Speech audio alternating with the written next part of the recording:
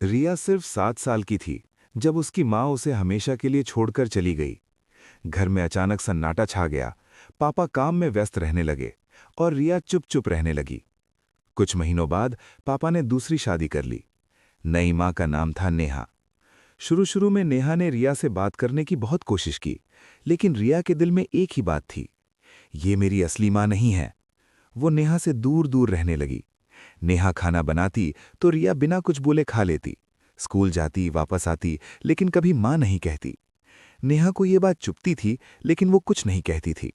एक दिन स्कूल में स्पोर्ट्स डे था। सभी बच्चों के माता पिता आए थे। सबकी मम्मियां उन्हें चीयर कर रही थीं।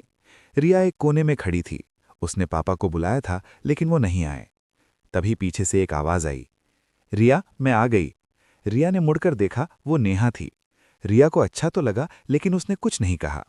रेस शुरू हुई। रिया दौड़ी और पहला स्थान जीत गई। जब वो ट्रॉफी लेकर आई तो नेहा की आंखों में खुशी के आंसू थे। वो बोली, मुझे तुम पर बहुत गर्व है बेटा।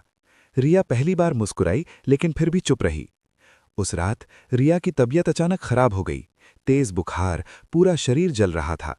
पापा शहर से बाहर थे। नेहा घबरा गई, लेकिन हिम्मत नहीं हारी। वो पूरी रात रिया के पास बैठी रही।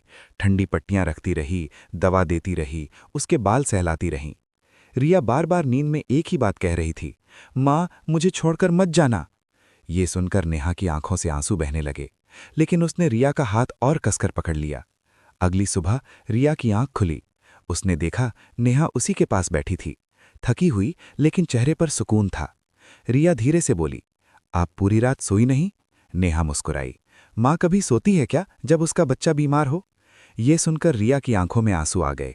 उसने पहली बार नेहा को गले लगा लिया और बोली, माँ। नेहा एक पल के लिए चौंकी, फिर उसने रिया को कसकर सीने से लगा लिया। अंत।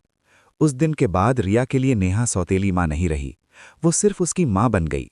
क्योंकि सच यही है, माँ खून से नहीं, दिल से बनती है।